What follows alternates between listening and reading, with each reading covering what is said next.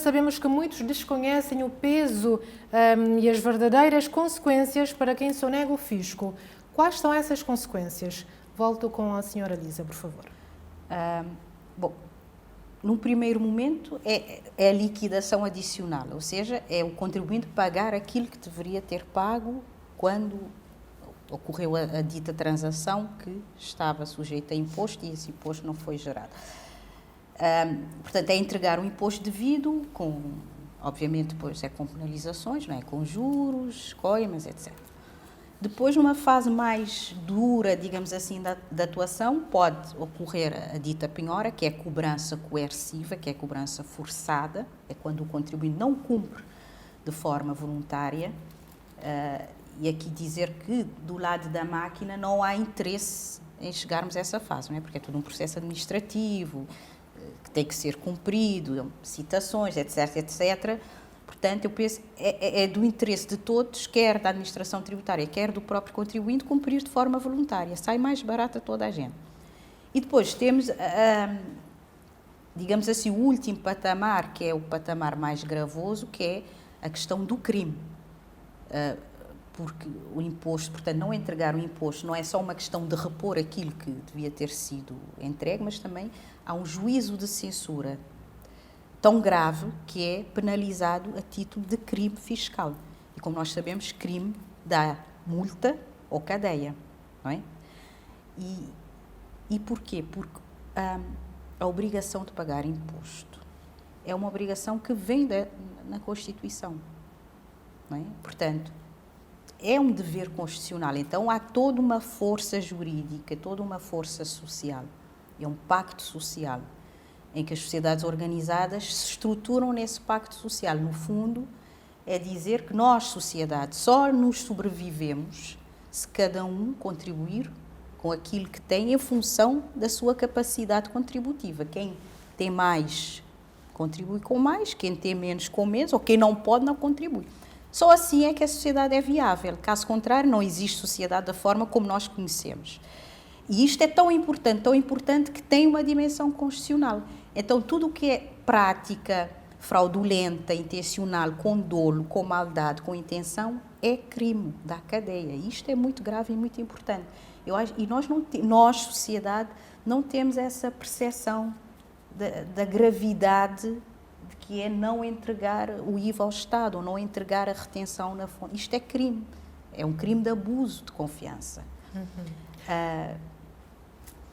Quem sonega está sujeito às consequências. E a sociedade? Qual é o impacto da sonegação de imposto na vida do cidadão? A sociedade realmente sofre essa consequência, porque quando não há receita para o Estado, como que o Estado irá garantir a segurança, a saúde para a população? Então, o principal prejudicar é a sociedade, sendo que toda a segurança, muitas vezes reclamamos, queremos segurança, queremos mais saúde, mas tudo isso existe um custo por detrás. E para arrecadar com os custos, temos que ter receita para cobrir esse gasto. Porque não podemos ir somente fazer dívida, mas o imposto é a grande arrecadação do Estado. Então, é algo que deve ser realmente ser cobrado, porque quem fica penalizado é a população. Somente só para acrescentar o que a colega tinha dito sobre a consequência de não pagamento de imposto, todas a multa. E essas multas que vão ser pagadas vão ser também consequência para os empresários, porque quando pagam esse multa um valor muito mais elevado, isso prejudica, tem problema financeiro na empresa, porque tem que ser pago. Porque o imposto tem que ser pago, está na lei, é um crime, tem que ser pago. Então, prejudica no fluxo de caixa da empresa. Então, a empresa, muitas vezes, cai por a falência por não ter o fluxo de caixa para fazer o seu dia-a-dia da sua empresa. Portanto, já abordamos aqui as consequências, tanto para quem sonega como para a sociedade de uma forma geral. E para as cofres do Estado, qual tem sido o prejuízo? O último estudo que nós fizemos de 2014 determinou que o gap do IVA, eu estou a dizer IVA porque o IVA é o imposto mais robusto, não é? Mais significativo. O gap, que é a diferença que o Estado recebe e aquilo que deveria receber. e o gap é de 40%. Portanto, basicamente, o Estado, relativamente a dados de 2014, o Estado recebia menos 40% daquilo que devia receber. Nós, atualmente, pedimos a atualização do estudo, ainda não temos os resultados finais. Nós acreditamos que, efetivamente, esse gap terá diminuído por várias medidas que têm sido tomadas, mas, de facto, efetivamente, o dado oficial que nós conhecemos até hoje são os 40%. Espero sinceramente que o estudo oficial venha revelar um resultado mais favorável para o Estado de Cabo Verde, mas efetivamente todas as medidas que a administração tributária tem encetado em termos de digitalização visam precisamente diminuir esse gap, a diferença entre aquilo que o Estado recebe, o que é cobrado, e o que deveria cobrar. Traz algumas consequências. E no que é que esse prejuízo vai afetar, essencialmente, nas atividades do Estado? Basicamente foi aquilo que a Délcia disse, porque no final do dia o Estado arrecada para subsidiar várias necessidades, não é? E quando menos, porque as necessidades estão lá, são despesas fixas ou crescentes, porque as escolas têm que existir, os hospitais têm que funcionar, o saneamento básico, toda a administração pública, os serviços públicos têm que funcionar, portanto, há despesas, temos de ter receitas. E se não há receitas suficientes para cobrir as despesas fundamentais do Estado, obviamente temos aquilo que se chama o déficit, não é? Em termos de contas, não é bom, porque depois, para além da questão da tesouraria e as dificuldades do Estado em fazer face a essas despesas e até promover investimentos novos, termos hospitais melhores, termos escolas melhores, infraestruturas melhores, existe toda a questão da nossa relação com os parceiros internacionais, o FMI, o Banco Mundial, porque nós não vivemos num mundo isolado, não é? Nós relacionamos com outras entidades e o balanço do Estado e a conta do Estado tem que ser minimamente equilibrado, aquilo que eu estou a cobrar e aquilo que eu devo gastar ou que tenho que investir. Portanto, também tem esta questão da imagem do país face aos nossos parceiros internacionais. Há um valor, continua consigo, há um valor em concreto dos prejuízos que a sonegação tem causado ao Estado? Há um valor em concreto? Não, nós não temos esse valor em concreto neste momento porque estamos precisamente a avaliar o estudo e também o mundo desde a pandemia mudou, não é? Portanto, tivemos aqui várias situações que não eram previstas, com a paralisação do turismo, etc. E, portanto, esperamos que esse estudo venha nos dizer qual é, de facto, a situação atual. O que pode ser feito para prevenir a sonegação? Como não existe uma prática, mas sempre existe uma forma de prevenção. E a parte da prevenção é a fiscalização. A fiscalização tem que ser reforçada, que é o caso preventivo, fiscalizar com a digitalização também com os dados já corrente, pode prevenir essa parte da sonegação. Então, são as práticas que deviam ser feitas anteriormente, mas agora estão a fazer essa prática, e só ainda o calcanhar do Aquiles ainda é realmente a fiscalização, porque o projeto e aquela parte de digitalização para que os dados sejam cruzados o mais rápido possível e evitar que essa sonegação aconteça. Então, o que falta mesmo é a fiscalização, reforçar a fiscalização. Na sua experiência enquanto economista, como é que vê a ação do Estado em relação a essa questão de fiscalizar para prevenir essa prática de sonegação? Na minha opinião, essa prática ainda tem que ser reforçada. A fiscalização não está realmente o mais correto, o mais assertivo, porque há tantas empresas para fazer a fiscalização que não conseguem realmente corresponder à demanda. Então, realmente tem que ser reforçada essa fiscalização, cumprir o que está na lei e também mais sistema informação e sensibilização para aqueles que desconhecem, que não praticam de má fé, porque existe aquele que pratica de má fé, mas sim para aqueles que desconhecem, porque realmente não têm o conhecimento da tributação. Então, realmente, um empresário vai para uma área, quer abrir uma empresa, muitas vezes desconhece a tributação que realmente estão enquadradas, se é a tributação de regime, REMP, ou qual é o imposto que eu vou pagar, qual é a declaração periódica que eu devo fazer. Então, existe essas pequenas partes que ainda não conhecem muito bem a tributação. Acho que deve ser reforçado. Estão a fazer, mas deve-se reforçar ainda mais essa cidadania fiscal. Considera que há alguma deficiência em termos de fiscalização? Sim. A senhora Lise, concorda que há uma deficiência da parte do Estado em relação à fiscalização para prevenir a prática de sonegação? Depende dos setores. É assim, eu acho que a questão da fiscalização... Uma coisa que é importante, atenção, é o cidadão ter a percepção que o fisco está lá, não é? Que o inspetor vai lá, não é? Com o colete, está lá, etc. Isso é muito importante para a percepção da tal justiça fiscal, mas hoje em dia, com a quantidade de, como se diz, a quantidade de contribuintes que nós temos, é impossível ter um inspetor em todas as lojas, em todas as empresas. Então, a forma eficiente de fiscalizar é precisamente com o cruzamento de dados, ou pelo menos uma boa parte. Ou seja, eu deixo de ter presencialmente o inspetor ou dar a visibilidade, mas não vou deixar de o ter totalmente, porque é importante em determinados setores, e já lá vou. Mas eu estou a fiscalizar no back-office, eu estou a cruzar dados e o contribuinte está a receber as tais notificações preventivas. Voltando à sua questão, uma das formas de evitar a dita fraude ou fuga e evasão fiscal é atuar de forma preventiva na causa, não é? É antes dele incumprir o fisco estar lá. Por exemplo, o que é que nós fizemos desde 2019? Nós percebemos que havia muita falta ou atrasos, falta e atrasos nas entregas do IVA e da retenção na fonte. As empresas cobravam, liquidavam o IVA, mas não entregavam. Isto é uma prática fiscal, as tais práticas ou da retenção na fonte. Então, nós instituímos um sistema inteligente de informação.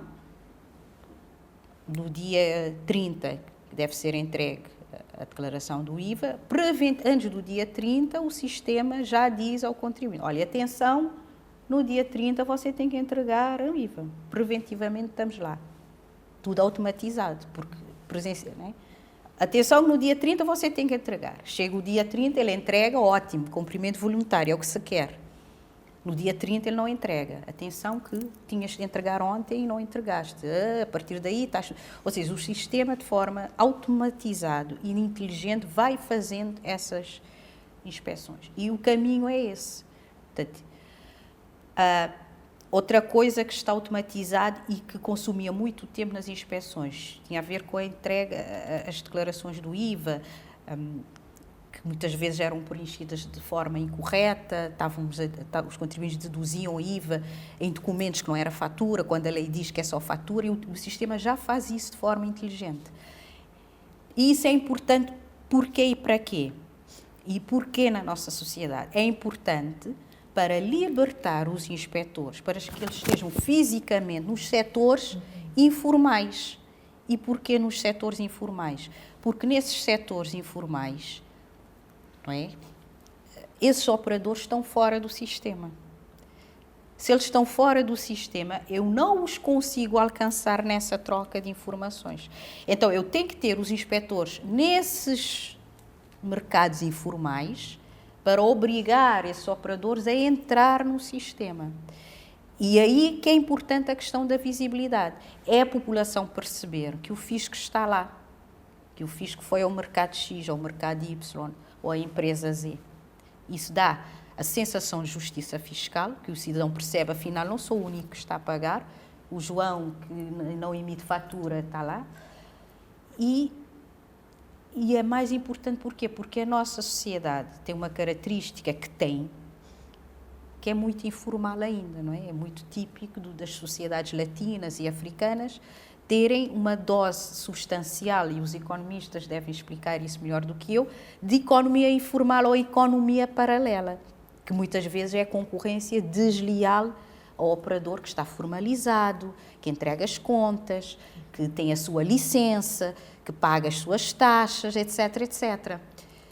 E é impossível, o meu marido já me diz, você acha que vais combater a informalidade? É impossível combater, obviamente, não é? Pelas características da nossa sociedade. Mas é possível mitigar, certo?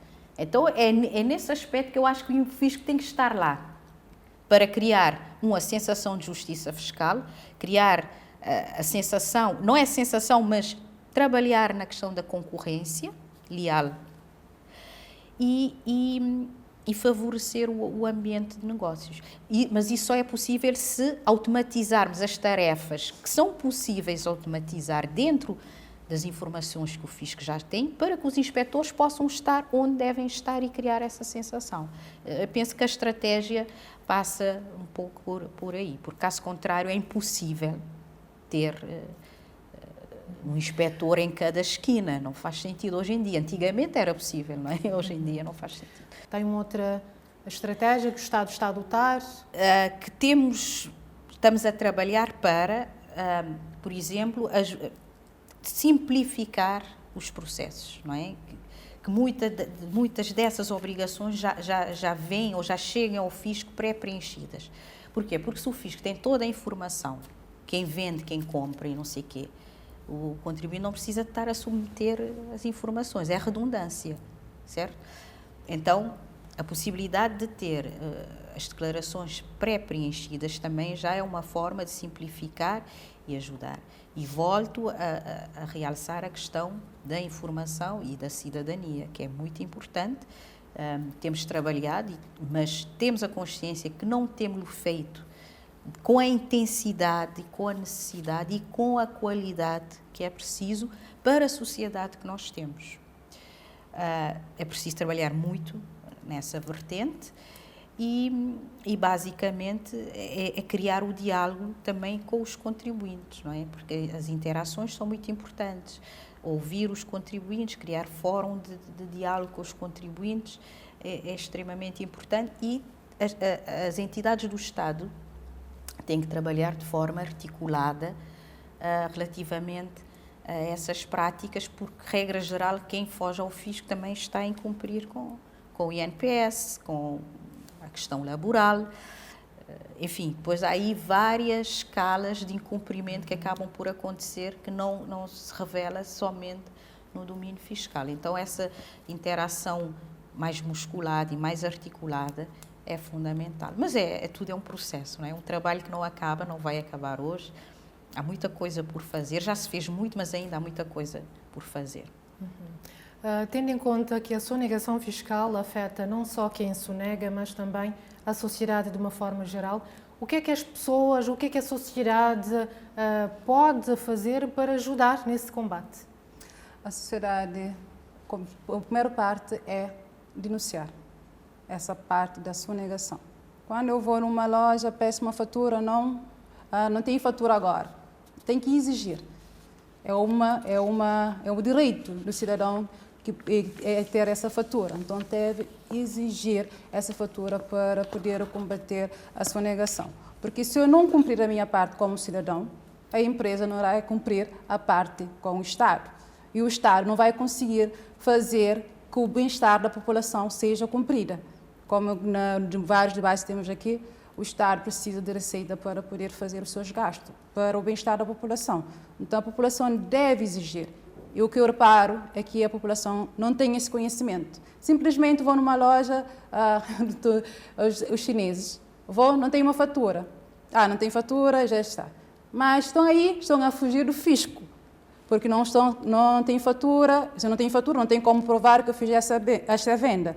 Mas, graças com algum avanço na digitalização, com o cruzamento de dados, já conseguem ver que realmente comete essa infração. Mas a população tem que ter essa consciência de pedir uma fatura, que ao pedir uma fatura, e dar-se um NIF que não vai não é prejuízo para ele, se entregar o NIF, que o medo é aquela parte de NIF. Muita pessoa quando pede um NIF, se eu entregar o meu NIF, eu vou ser tributado pelo Estado, porque entreguei o meu NIF numa fatura.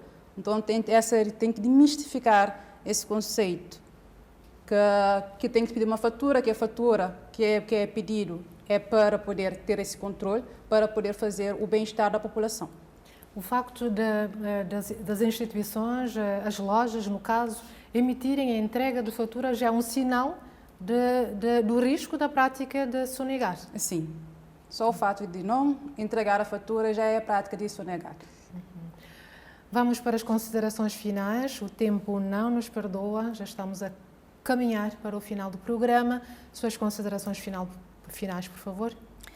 Não, rapidamente, só aqui, efetivamente, o cidadão tem que cumprir e fazer a sua parte, absolutamente de acordo, e o fisco pode estimular isso através de determinados programas. E estou a dizer isso, um dos programas que nós temos é o sorteio, que precisamente vai, se o cidadão não faz isso de uma forma voluntária ou consciente, ele vai pedir a dita fatura porque sabe que no final do dia tem um prémio a receber.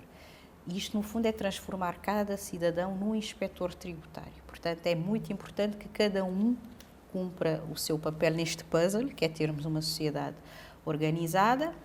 Os cidadãos têm que cumprir pedindo ou contribuindo, o fisco tem que fazer a sua parte e o Estado, no seu todo, também tem que fazer a sua parte da transparência e dos investimentos corretos. Eu acho que só assim é que nós conseguimos evoluir como sociedade civilizada. E trazendo mais debates também sobre esse tema. Muito rapidamente, suas considerações finais, um minutinho.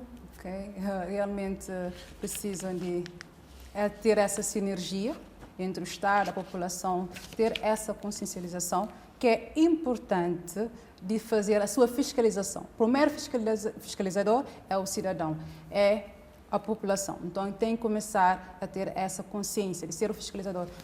Porque se eu pagar, se eu pedir uma fatura, automaticamente esses impostos vão para o cofre do Estado, que o Estado promove o bem-estar da população, e o bem-estar da população é garantindo as políticas públicas capazes de enfrentar os problemas que estão nessa sociedade. E muitas vezes queixamos que temos problema de saúde, temos problema de infraestruturação, mas se não pagarmos imposto, se não tem como arrecadar a receita, como iremos fazer para fazer essa despesa, que é uma despesa diária, porque precisamos de ir para o posto de saúde, fazer essa manutenção diária. Então, temos que fazer essa sensibilização e aos telespectadores em casa, cumprem a vossa parte, não esquecem de pedir a sua fatura, porque é importante se realmente quer um avanço no nosso país. Então, fica ciente, se recusar essa fatura, exige ou denuncie pelas autoridades.